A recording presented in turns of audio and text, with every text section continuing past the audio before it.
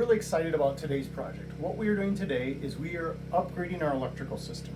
A few weeks ago we did a video where we installed this part of the solar system and the battery system, and we got a lot of comments that we really appreciate that talked about things that we could do better, differently. So we're doing those things now. In 2023, we moved to Alaska to fulfill our dream of a better quality of life. Follow along as we transform our few acres of Alaskan off-grid virgin land into our dream homestead. We are Jay and Elaine, and this is Alaskan Freedom.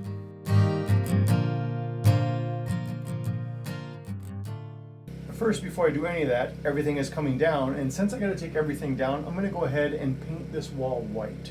We put up this plywood wall. It has a vapor barrier and insulation behind it because this shed is going to be insulated now throughout the winters, and I want to get everything painted white, so I figured while I'm working on this, I might as well take it all down now and paint this white.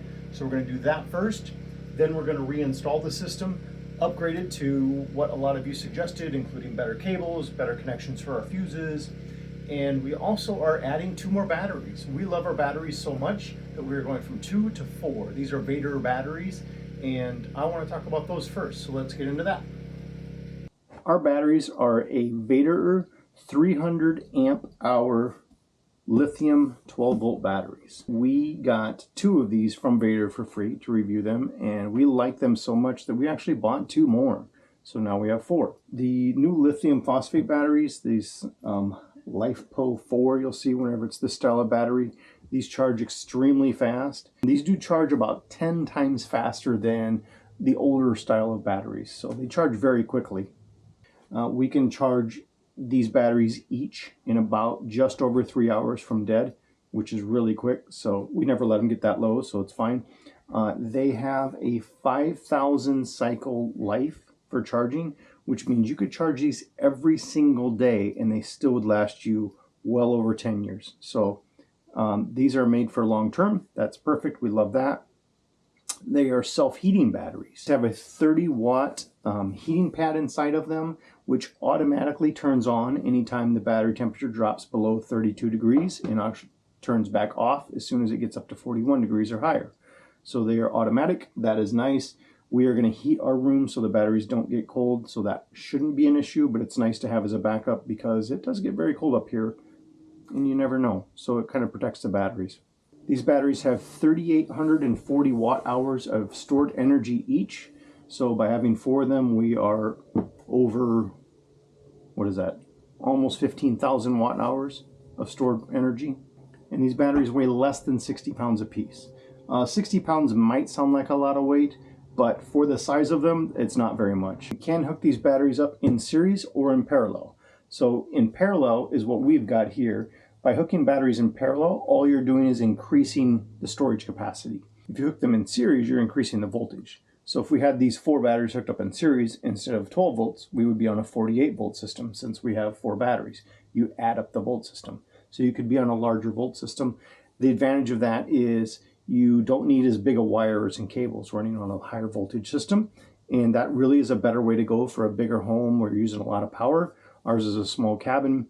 We kept everything in a 12 volt because the units that we have running off of this are all for 12 volt and those are cheaper. These batteries can be used for more than just off-grid living like we do. These are perfect for RVs, for van life. Have these in your trailer. You could have these large boats that needs a lot of power.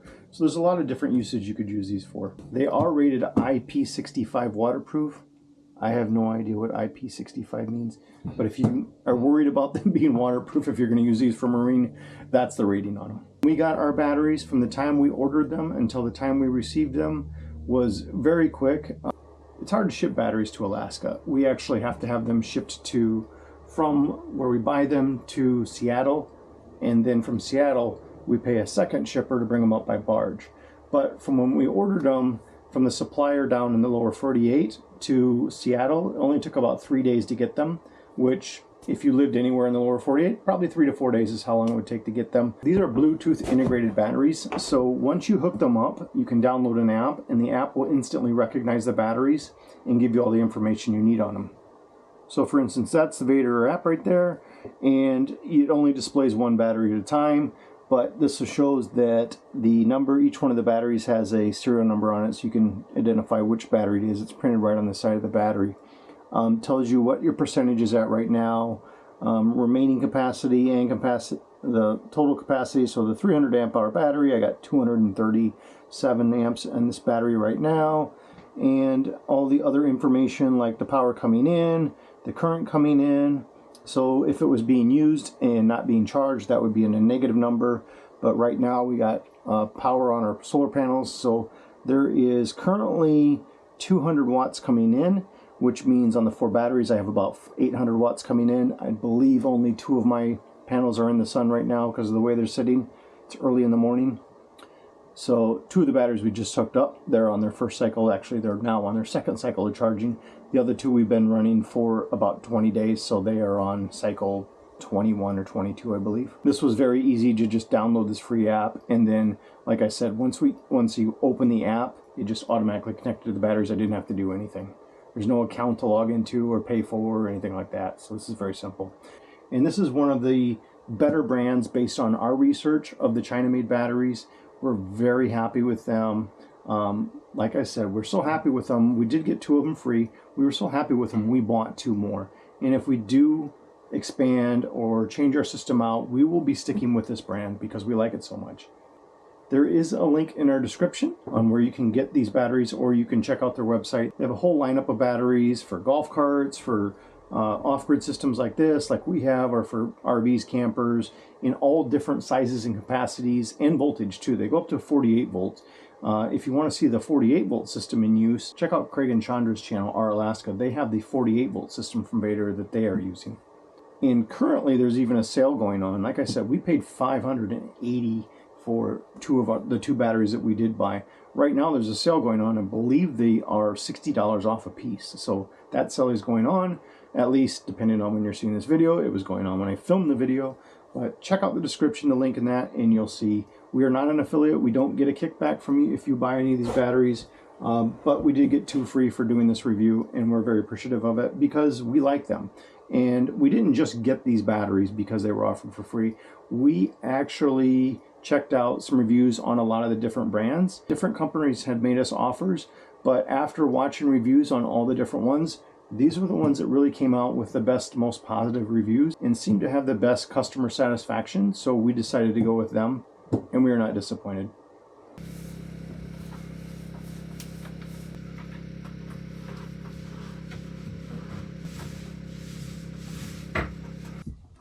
In the last video, our viewers said that we've been using the wrong cable. Yep. The cable we used originally was a 2-aught cable, and it was an aluminum copper blend. I don't know a lot about it, but yeah, aluminum copper blend. A lot of people suggested that we move up to a 4-aught. We're changing to a pure copper, not solid copper, but a OFC copper 4-aught cable now. And on these cables, we solder them. And a lot of people said that we shouldn't be soldering them. It was my understanding that because it was in a building and it's not moving and rocking and shaking like a car, that solder would be fine, but a lot of people said that we should be crimping them. So we got a new toy. Is that hydraulic crimper. fancy? So now we got a 4-aught cable instead of a 2-aught, and we're going to crimp the ends on. So we are replacing all the cables now. So this is pretty cool. This tool right here uses hydraulics to squeeze this, so it's actually kind of effortless. So the way this works, I'm going to have you hold that. And then this, it's heavy. And then this goes in here. And then this piece goes on that. And it's going to squeeze that together. So then this comes through here. All right. Now what you want to do is this is going to squeeze. So I'm going to hold that right where we want it. So go ahead and just give it a little squeeze.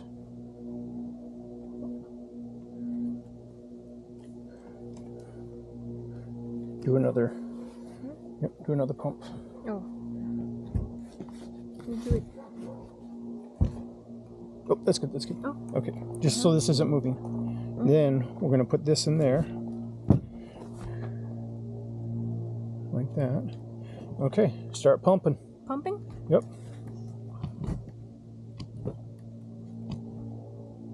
Keep going until you can't do it anymore. See, you can see those two black pieces squeezing together? Yeah, yeah. No gap left in between them.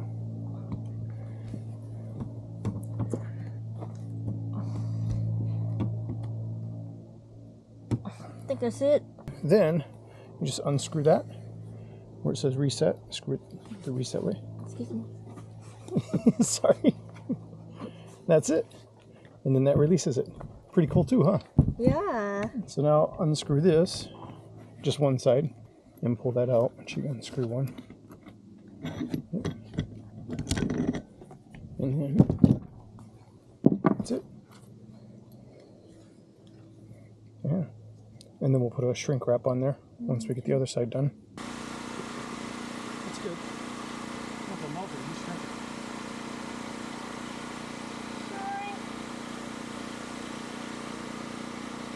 So now we just got to do this a whole bunch of times with various lengths, and then we can start connecting everything together.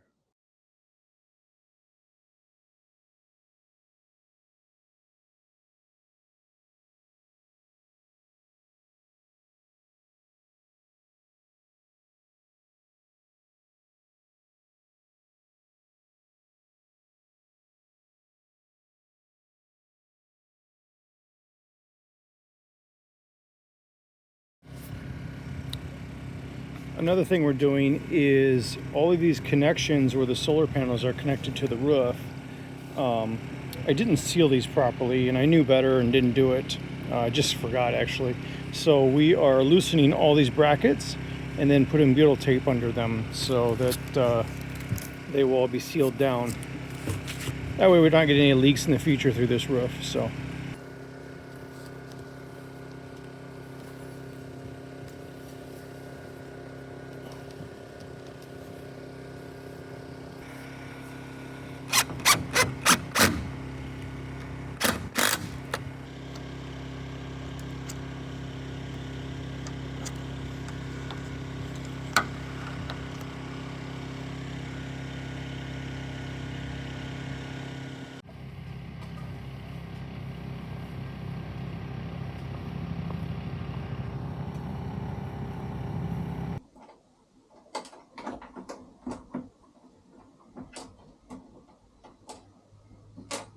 Why is it broken like that? What? Look at that. It's called a lock washer.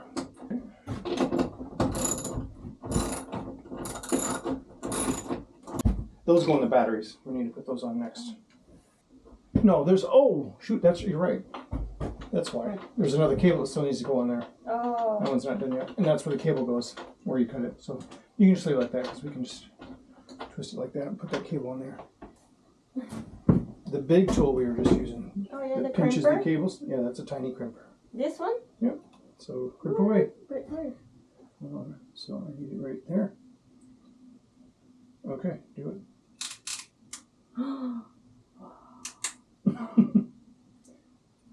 Let go.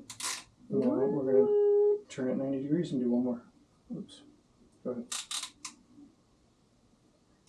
What?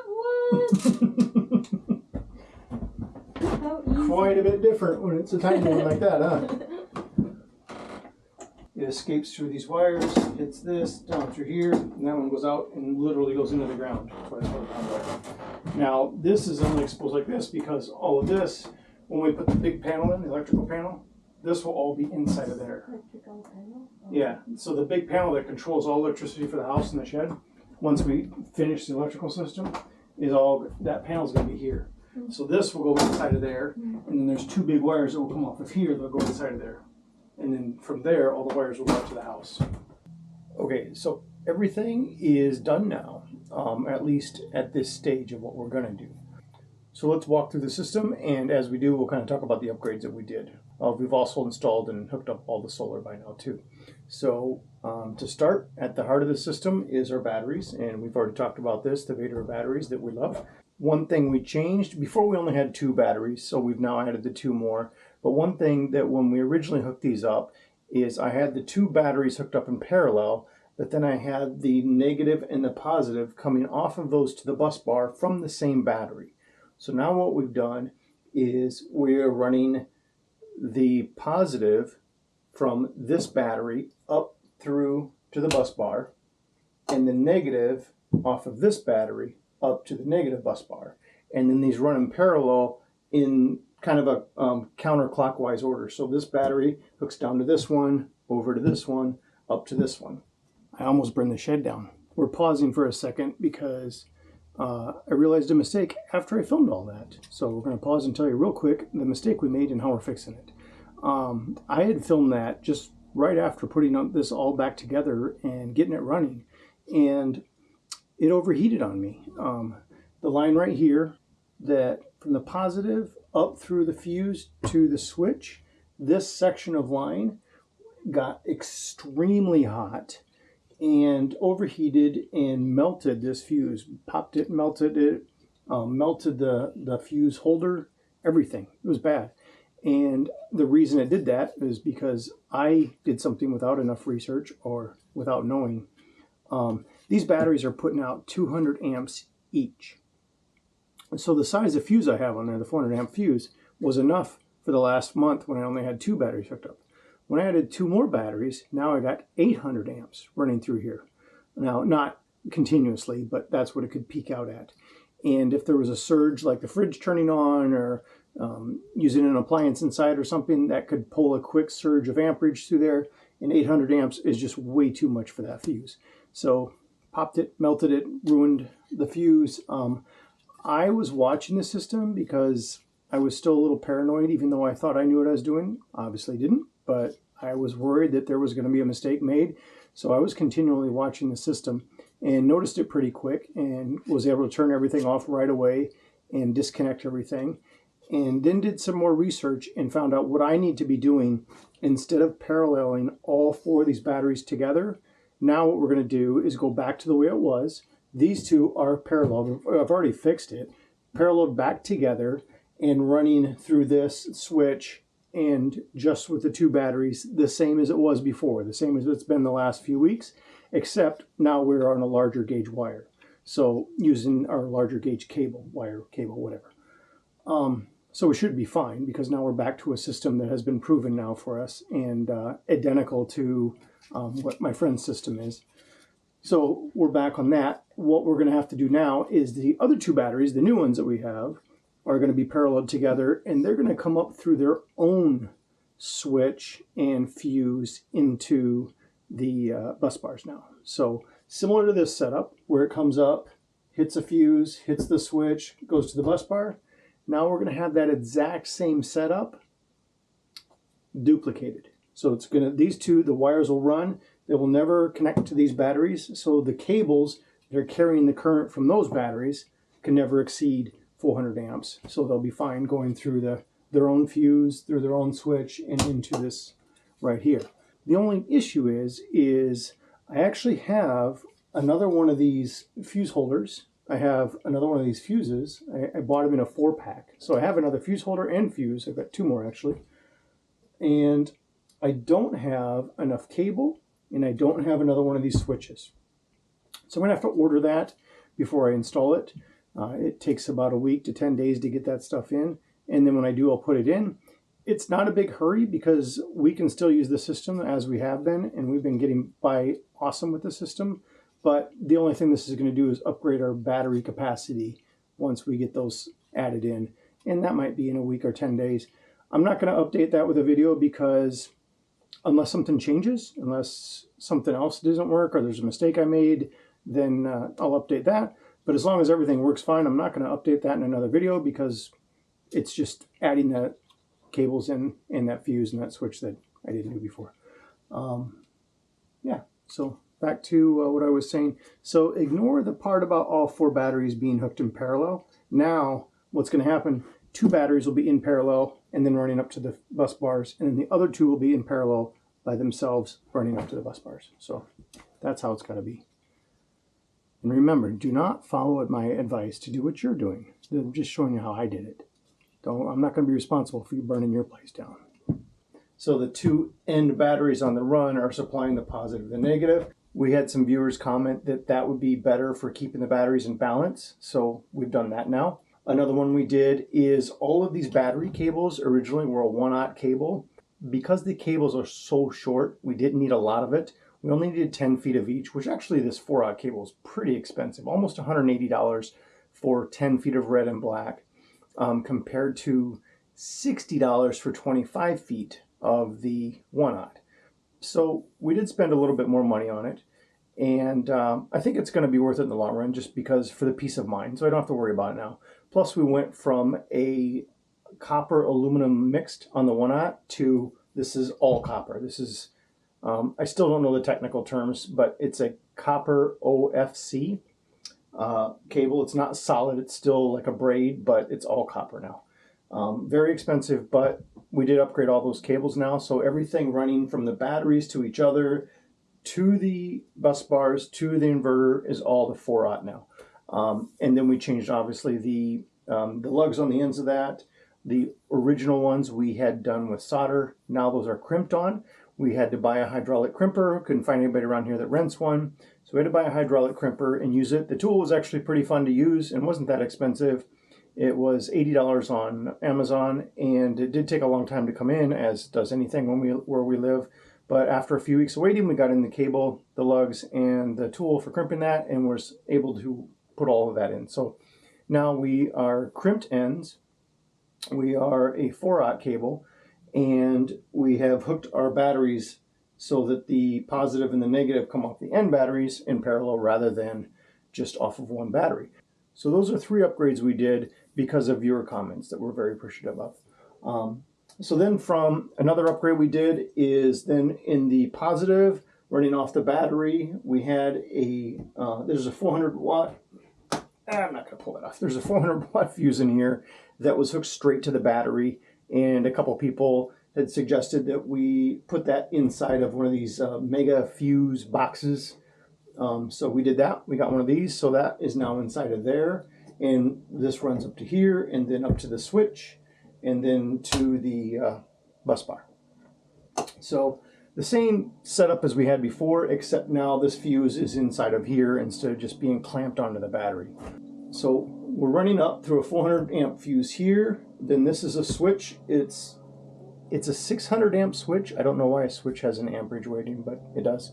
Anyways, that's a 600 amp switch, so we can turn this off and kill the batteries to the system.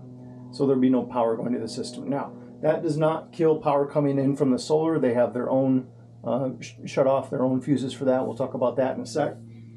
So we go from that to the switch to the bus bars, and then on the negative side, we go directly from the battery up to the bus bar. The bus bars kind of are the central unit that everything has to be connected to. So the batteries are connected to the bus bar, and then also the chargers are connected to the bus bar, and then the inverter. So all the power coming in and all the power going out all go through the bus bar. That was probably the hardest thing for me to grasp as somebody that didn't have a lot of electrical background. Is, I guess when I think of electrical, I think of it kind of as everything should flow in one direction. So how can the chargers and the inverter that are taking power in and out both connect to the bus bar? How does it know which way the power is going? I'm not a power guy, I don't know, but it works.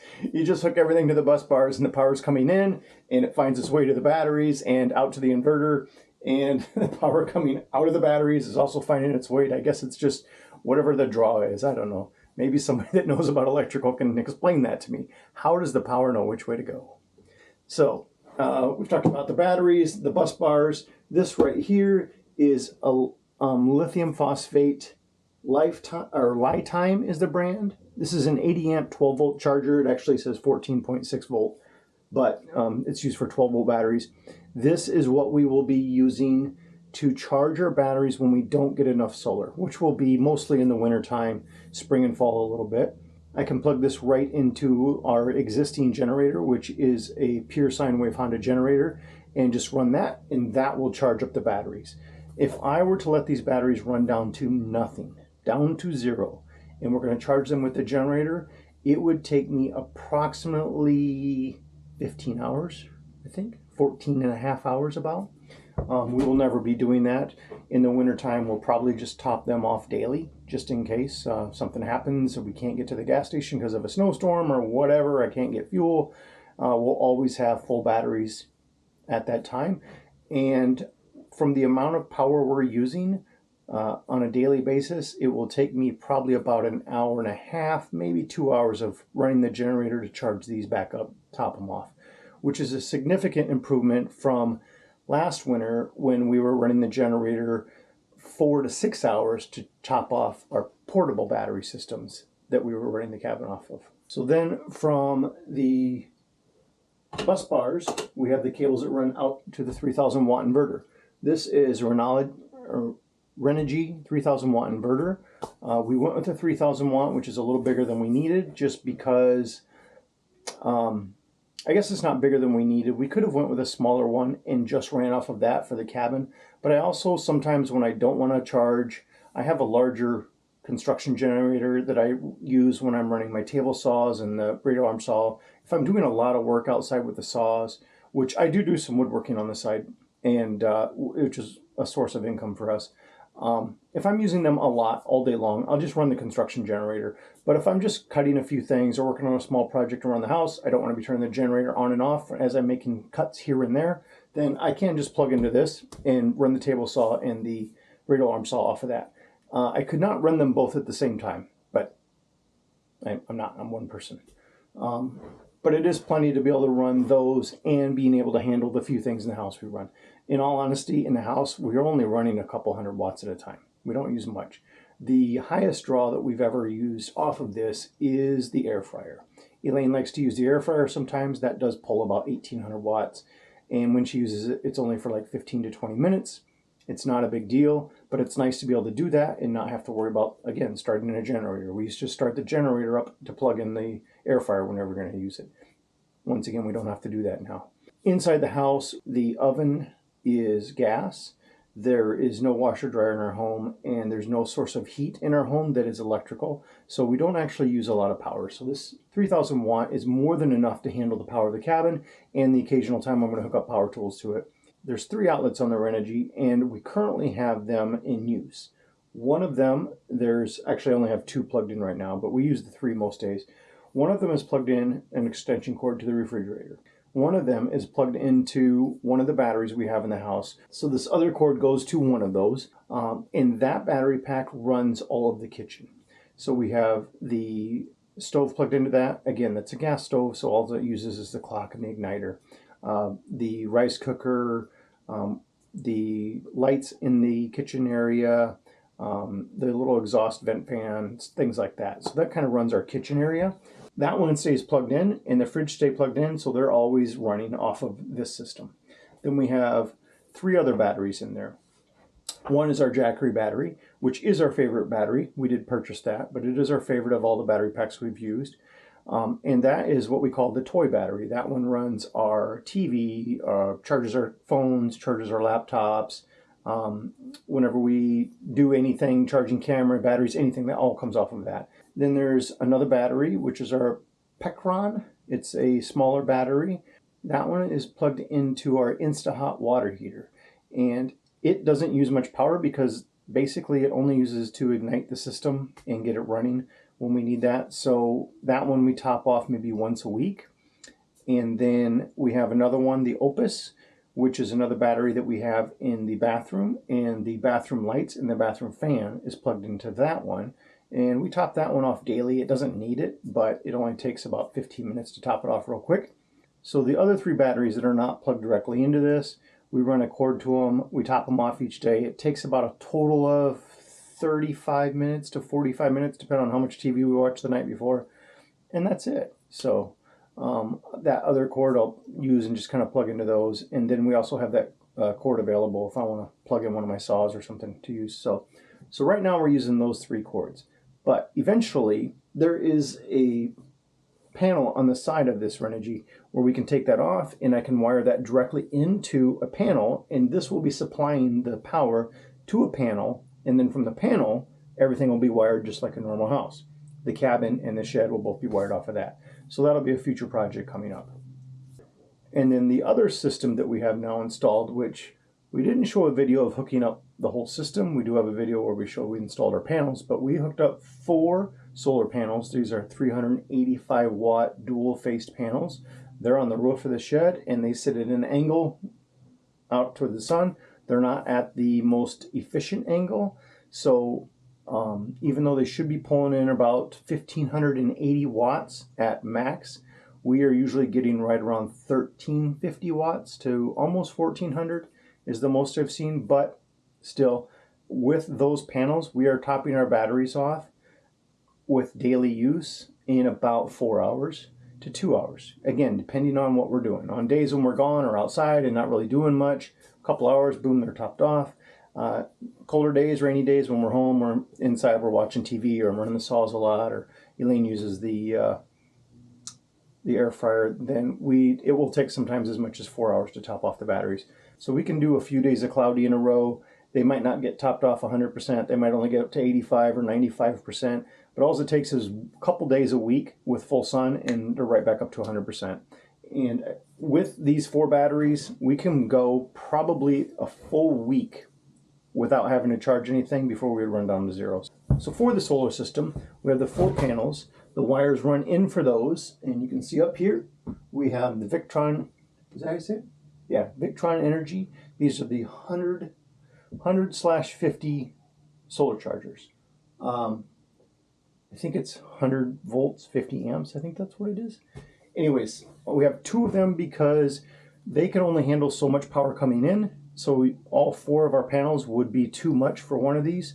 So we have 2 panels hooked to each charger, and then the chargers independently come into the bus bars. Between the panels and the chargers, we also have fuses on those. So we can turn those on and off. Those are 100 amp fuses on those. If I really wanted to kill all the power to work on something, all I would have to do is flip those off so there's no power coming in from the panels, turn this off so there's no power coming in from the batteries, and then I'm safe to work on all this and I don't have to worry about getting shocked, electrocuted. Again, I'm not the most experienced electrician, so I kind of like to be overkill, making sure there's absolutely no way I can get shocked or anything on this. Then there's 3 parts of this system that are grounded out. We have a grounding rod that we put in outside. We're running a 4-gauge copper wire from the grounding rod up through the building. That's this one right here. And it goes up to a tiny little bus bar up there. And then from that, there's 2 6-gauge copper wires. The reason that changes gauges is just because that's what was available when I bought it. There was 1 roll of 4-gauge and 1 roll of 6-gauge, and I just had to buy them both because neither one of them were long enough to do the whole job. So then the 6-gauge runs from the bus bars. 1 runs out to the inverter, and 1 runs out and hits both of the solar chargers. That is another thing that a viewer mentioned to us, is to make sure that we grounded the solar chargers. I didn't even know that the solar chargers needed to be grounded, so I want to thank that viewer also for letting me know, so I was able to get that done. And then the other upgrade we did, since showing the panels go on, is when we installed the panels, I knew better and forgot to seal the brackets where the panels are connected to the roof.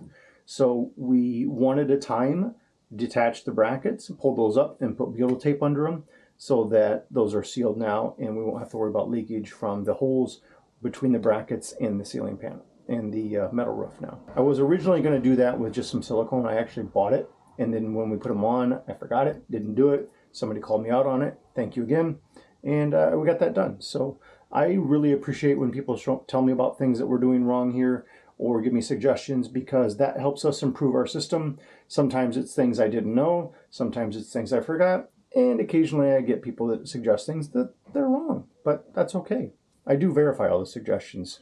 And then once we got all the system done, all the cables up here are kind of, we got clamps and different wire holders to kind of keep everything organized and held together. And as clean as I could make it, it was hard to make this clean and look as good as it could.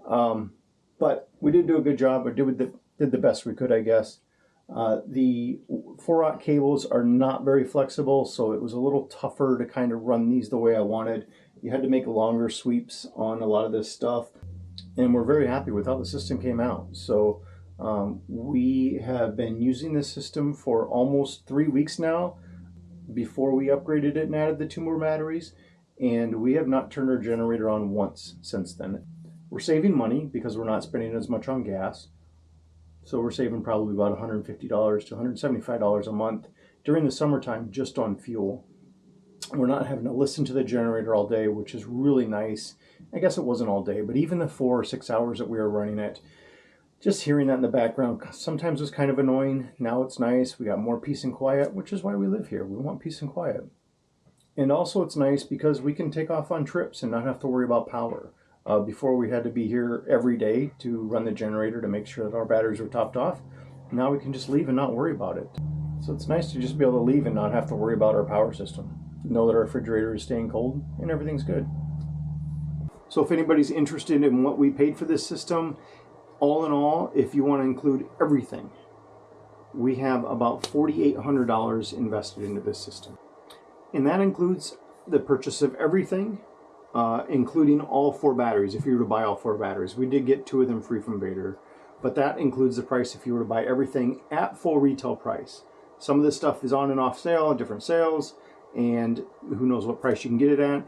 We bought this stuff all in early 2025, which there's been a lot of tariffs wars going on and stuff right now, so I don't know what the prices are on other things. Other than the batteries, I know actually are on sale, and they're cheaper than the 2 we bought were $580. They're actually $520 right now. So these are actually cheaper. Some of the things might be a few dollars more, or they might be on sale and cheaper now. But if you were to buy all this stuff at the time we bought it, that's the price. There's still a lot more to do here in the shed. We are going to be completely insulating and finishing the shed. So far we've only insulated and painted 2 walls. So we still have 2 more walls in the roof to do, and then we have to add in the diesel heater that's going to be put in here and get that running. But that's all going to be done later this fall. Remember to hit that like button if you enjoyed the video, and subscribe if you haven't subscribed yet. We appreciate every one of you. Have a great day.